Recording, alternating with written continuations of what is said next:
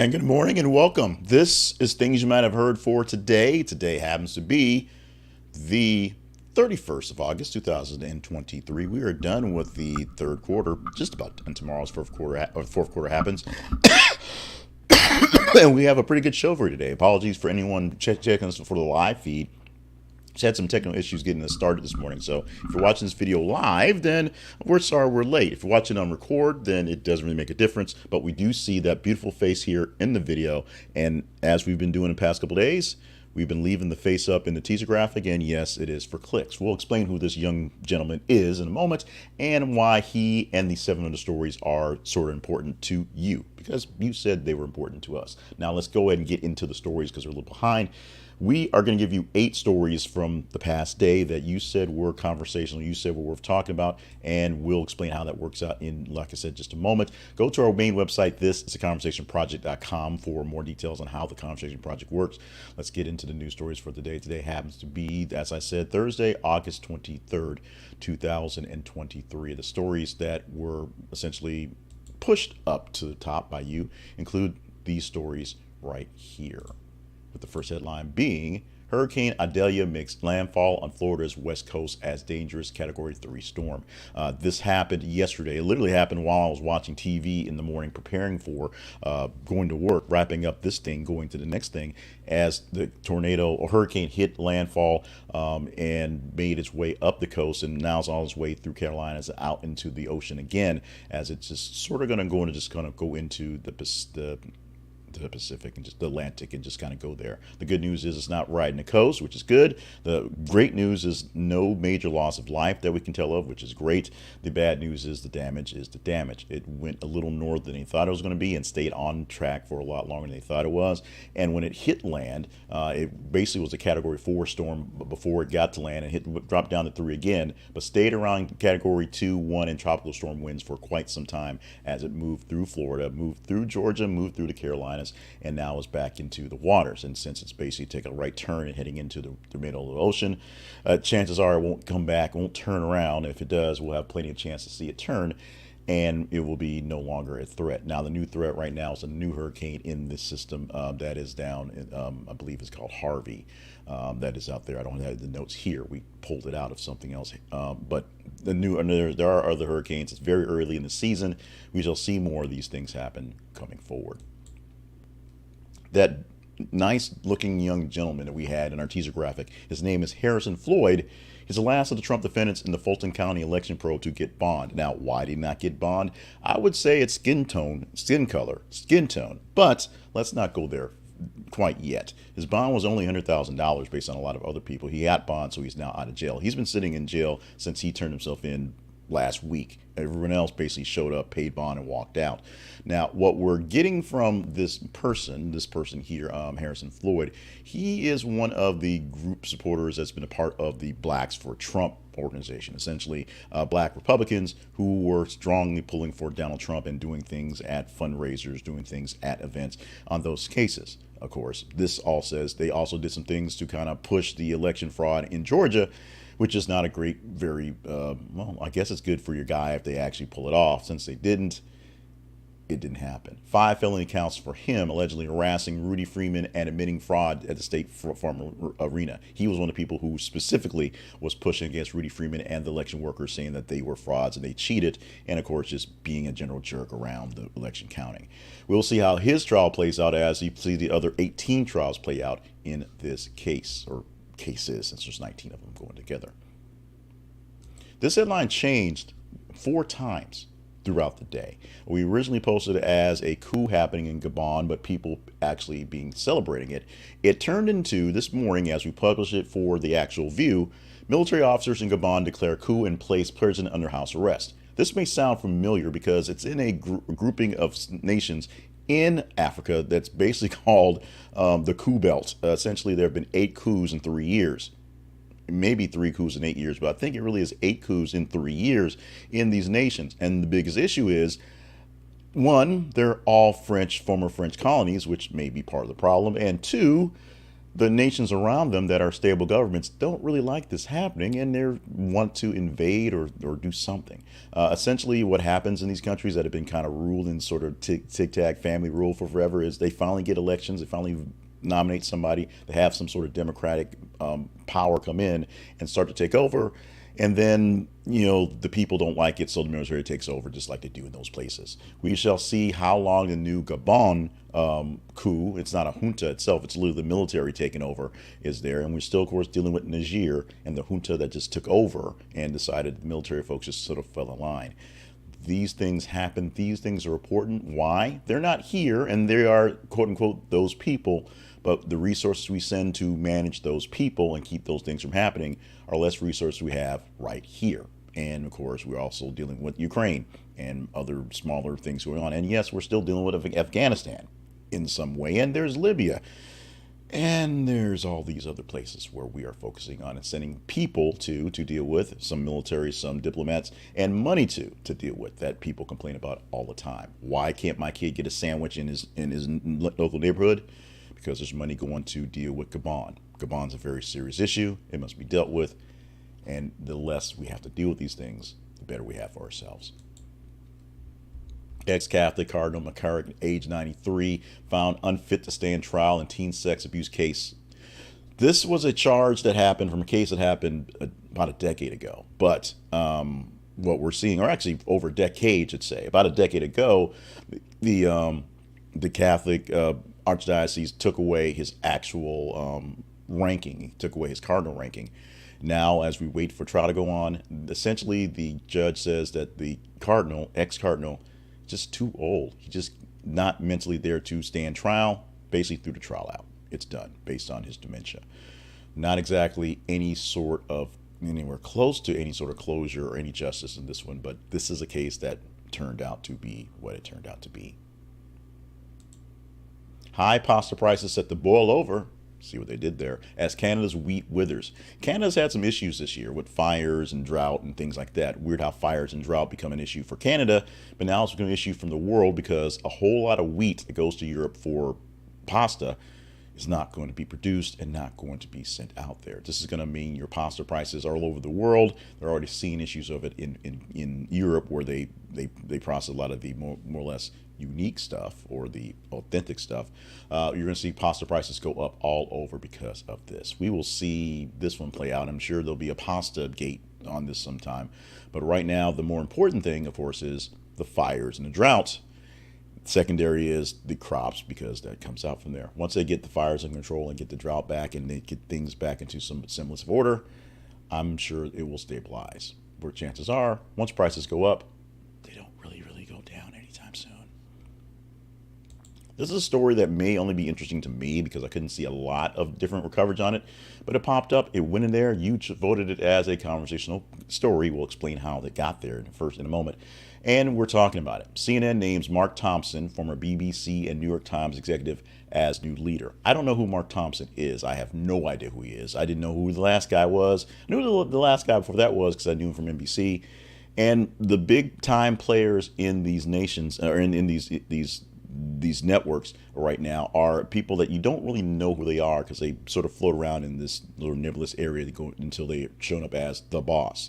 The new boss, Mark Thompson, ran a bunch of other places that were pretty prominent and did fairly good at them for BBC, then New York Times. Those places doing okay as things are happening. He's appointed at CNN as the new chair and CEO by the network's parent company, which is, of course, Warner Brothers Discovery. He will replace Chris Litt, who was fired in June for trying to be nice about things and did not make things work out very well. CNN is on a very much of a decline. It just is. That's just how it goes. It's the third of the big three, and maybe even larger than that, with some of the upstarts like Newsmax and OAN actually making inroads and getting people to watch, even though they're watching, in my opinion, in many people's opinion, bad journalism and just bad shows. CNN is the legacy bellwether, as they basically created the cable news network process. Ted Turner did back in the day, and basically people first had to copy it, and then they've been overtaken. To see CNN live is something I like to see because it's my favorite news source, even though the other ones do better jobs at other things. CNN does the most balanced, in my opinion, and so I try to stick with it. when they don't bore me to death. We'll see if Mark Thompson can stop boring me to death, and of course, whether he'll save us from King Barkley, whatever that thing is going to be. Jimmy Kimmel revealed he was intent on retiring before writer's strike shutdown. Jimmy Kimmel's contract was up in 2024, so literally in months he was going to be done, and so he didn't want to be the Tom Brady of late night and just kind of keep sticking around because, you know, hey, I've got nothing better to do. He was going to give up the late night show, and then the strike happened. So now he wants to get back to work. He wants to get back to invigorating, getting things going, and may stick around a little bit longer because he's got to get, you know, back up to speed once things go. Will Jimmy Kimmel stay for another 5-6 years now that the strike is there? Once the strike is over, of course, we will see how that plays out. And finally, for this morning, one of the technical difficulties was the fact that we just were really, really bad at counting our stories this morning. And this is one we didn't actually get out there. Once we got anything in production, realized we promised you 8 stories in the morning and only had 7. So the 8th story, which got cut off and somehow in the workings of the process, is Selena Gomez deletes only murders Instagram post after being accused of breaking SAF Africa strike rules. We talked about Stephen Amell a few weeks ago where he went to a comic book convention and complained that he couldn't really promote his show Heels, his wrestling show, the 2nd season of that coming up because of the strike. Like, he was down with the strikers with the fact that he can't talk about his show. Kind of sucked. Selena Gomez did something, well, not quite similar, but in the same vein, where she put out a post to basically hyping the show that she's on right now that's getting a lot of rave reviews for its 3rd season, which is, of course, Only Murders in the Building.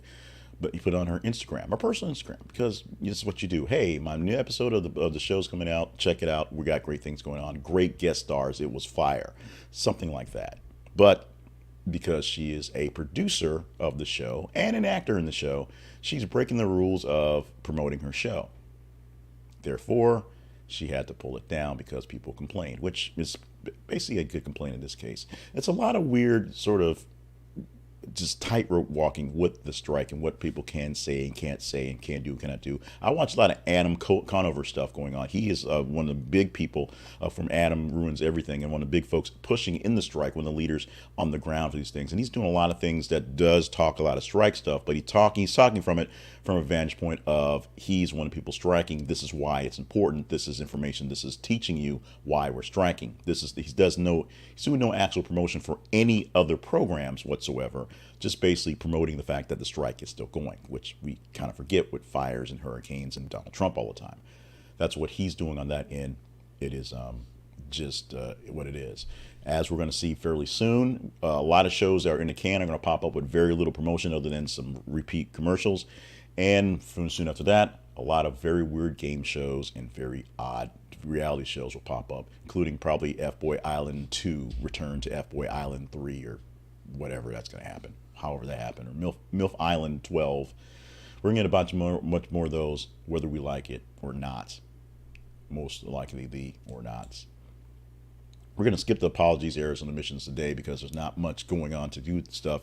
Yes, the Trump's trials are going on. Yes, there is Giuliani and his being found not guilty thing, being his thing thrown out, so he's liable. It's really confusing. We're going to post that in a bit, and we may talk about it tomorrow if you need that conversational. And, of course, more hurricanes going through. But we're going to move on right now to get to the teaser story for this morning. And the teaser story, this part is where we get a chance to explain how we get the stories picked for the conversation every single morning for you to get there. We have feeds. We have a link on Facebook and Twitter, also known as X, where we post news stories every 50 minutes. Some Twitter issues yesterday kept some Twitter stories out, so that made a bigger, weirder mix of the stories. All stories still good, but today we're hoping that Twitter will play nice with our feed today. Go to Twitter and see us at the th_conversation. Go to Facebook, see us at thisisaconversationproject.com, and you will see stories every 50 minutes, we hope, for Twitter, that you can engage in. Like them, love them, hate them, share them. Engage in the stories, and the more that you give it some love or hate, the better chance we have of talking about it the next day. We will talk about 8 stories from top 15 stories for your Friday edition of this tomorrow. So if you want to get in there, engage, make it top 15, and then I get a chance to pick if it's one of those state stories. The headline that we are posting, the one you could engage in Trump overstated net worth by up to $2.2 billion, New York Attorney General says. Now, Trump has been known to inflate the value of various things because he does. Trump says no harm, no foul, blah, blah, blah, blah, blah, blah, witch hunt, witch hunt, witch hunt. And the Attorney General says, no, saying you were worth $2.2 billion more than you really are worth means a lot, because it means a lot to banking, it means a lot to perception. It just makes you a big old fat liar. Will we talk about this one tomorrow? Go deeper into the story, because I basically gave you the guts of it, but we'll go deeper tomorrow. It's up to you. Go to our feeds on Facebook and Twitter and engage in the story when it gets posted, whenever you're out there. Maybe you're watching this live, maybe you're watching on the replay, when it gets posted within the day on Thursday, and you can tell me if we're talking about Trump tomorrow, because chances are we're talking about Trump tomorrow, but are we talking about this Trump story tomorrow? That is what we shall see.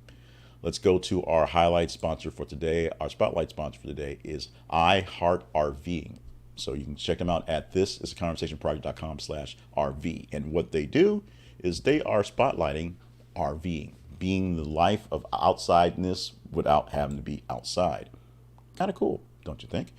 You can go and have all the joys of being a camper, being a outdoors person, doing the great things, and doing it in, a campground, and doing it in the comforts of home for the most part with an RV. An RV offers up a nice, comfortable place to stay, easy ways to amenities for cooking, watching TV, because you do that when you're camping, and just enjoying the life outdoors. And in all seriousness, it's easy to travel the nation if you don't have to worry about stopping for hotels, because you live in your hotel.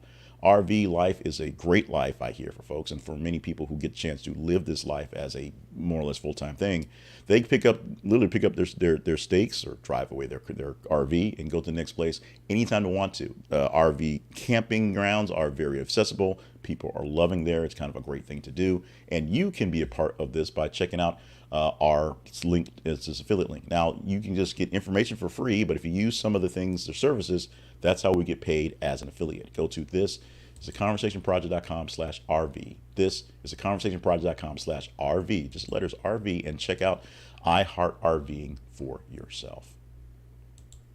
You're checking out the Conversation Project as it is, but you can go to our website at thisisaconversationproject.com and see what we're all about all the time. We are producing shows like this all week long. We're producing smaller shows and smaller news insights all week long. We do these little tidbits of information that are curious and sometimes a little weird. Yesterday we talked about how families can identify relatives by their scent.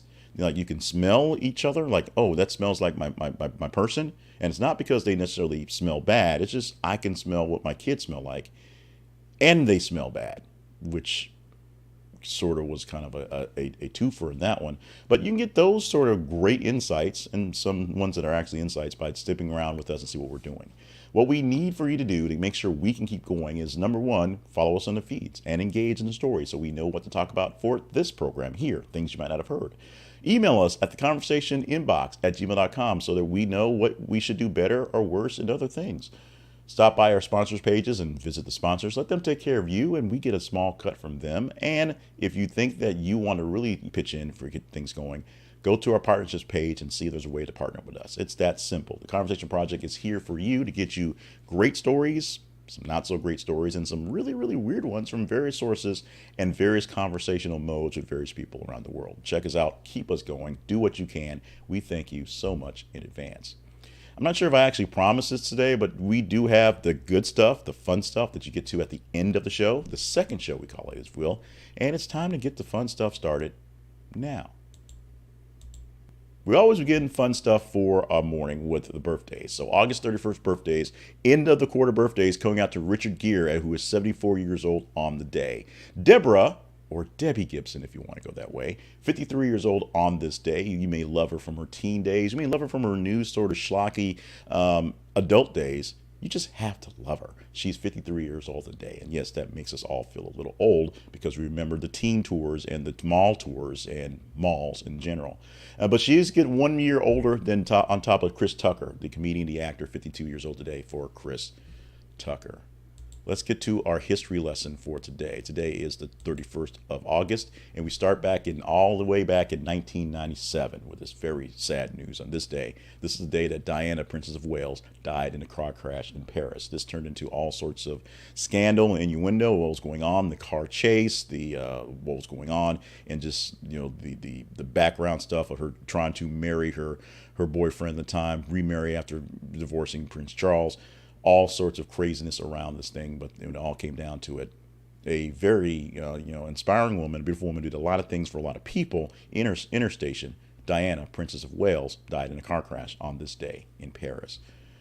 In 2009, the Walt Disney Company announced it was acquiring comic book giant Marvel Entertainment for $4 billion. I think that's worked good so far, at least up to now that things are sort of getting kind of stale. So maybe they'll buy DC too and just have them fight. I don't know. And in 2015, President Obama declared redesignating the Alaska Mount McKinley as Denali, its Native American name.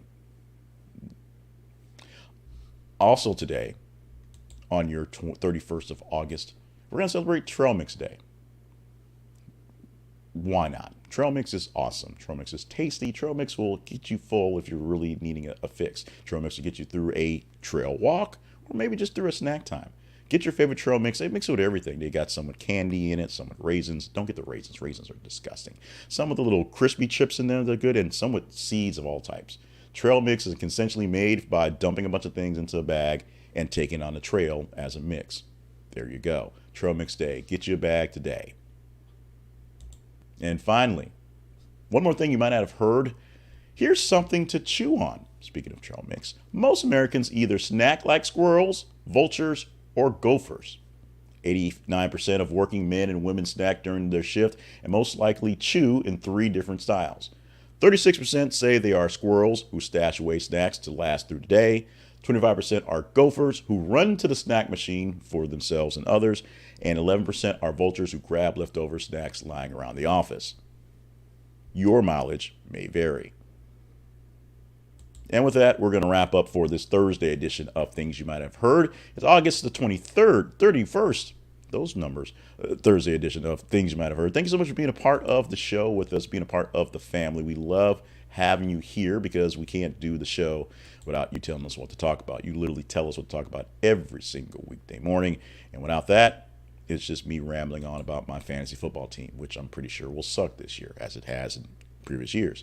But we're not going to do that. We're talking about news stories that you say are conversational. You're going to tell us that by going to our feeds and telling us which stories you like the most or just kind of are cheesed off about the most but wanted to talk more about. It's that simple. You can also email us at the conversation inbox at gmail.com. Tell us what is going on with stuff. In the meantime, thank you so much for being on the air with us, whether you showed up live this morning for the 5:50, more or less, burnt offering that it was, or you're checking this on the replay, either in audio, video, or just reading the links. Thank you so much for being a part of the show. Stay hydrated, stay limber, stay on task for all the grand things you are here to do on this planet. Let's do it again. Wrap it up for a great show. We're going to call it right now, a great show to come for this Friday.